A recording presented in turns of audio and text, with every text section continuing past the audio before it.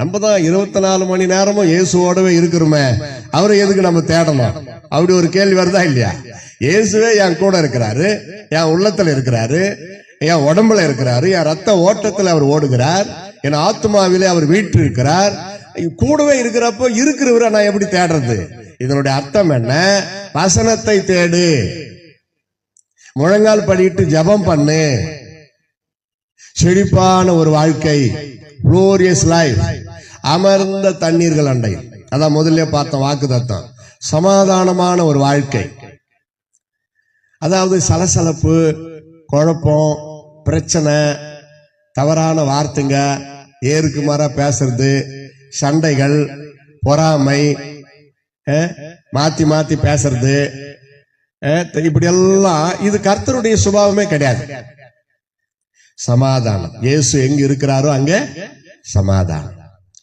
உயிர் தெழுந்த பிறகு இயேசு சீடர்களிடத்துல வந்த உடனே அவர் பேசினது சமாதானம், உங்களுக்கு சமாதானம் உண்டாவதாக.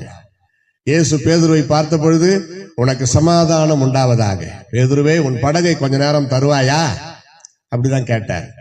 அதுல முதலாவது பாருங்க, அந்த 2 வசனத்துக்கு பேரு செழிப்பான ஒரு வாழ்க்கை. இந்த மாதம் முழுவதும், அது மட்டுமல்ல எப்பொழுதும், இன்றும் என்றும் தேவனாகிய கர்த்தர் உங்களுக்கு தருவார். வாக்குத்தத்தங்கள் இது மட்டும்தான் இந்த மாசம் உங்களுக்கு பலிக்கணும் அப்படி இல்லை, இதை காட்டிலும் இன்னும் ஏராளமான வாக்குத்தத்தங்கள் வேதத்துல இருக்கிறது. நம்ம 1ஆம் தேதி அவரை தொழுது கொள்ள ஆராதிக்க வந்திருக்கிறதுனால உங்களுக்கு மனசுல பதிவதற்கு ஏராளமான வாக்குத்தத்தங்களிலே இருந்து ஒன்றை உங்கள் மனதிலே ஆண்டவர் பதிக்கிறார்.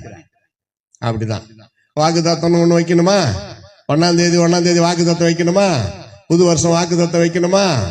நாட்களை விசேஷித்துக் கொள்ளுகிறவன் கர்த்தருக்கென்று விசேஷித்துக் கொள்ளுகிறார். ஆண்டவர் இதெல்லாம் நமக்கு ஒரு ஹோம்வொர்க் கொடுக்கிறார்.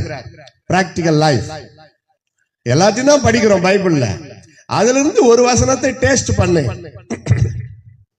உங்களுக்கு எது பிடிக்குதோ அதை டேஸ்ட் பண்ணு, தியானம் பண்ணு. சாப்பாடுன்னா சோறு மட்டும் சாப்பாடு ஆயிடாது, வெறும் ரைஸ் மட்டும் சாப்பாடு ஆயிடாது. அதுக்கு எவ்வளவு கொடுக்குறாங்க? சாம்பார், மோர், மீன் குழம்பு, நண்டு குழம்பு, பொரியல், வறுவல், ஆம்லெட்டு, இதெல்லாம் சேர்ந்ததுதான் சாப்பாடு. அதுல உங்களுக்கு எது ரொம்ப பிடிச்சிருக்குதோ அதை ஒண்ணு கொஞ்சம் கேட்டு வாங்கிக்கலாம். அந்த மாதிரி தான் நடைமுறை சத்தியத்தை சொல்றேன். நடைமுறை ஆண்டவர் நம்மோடு பேசுகிறார்.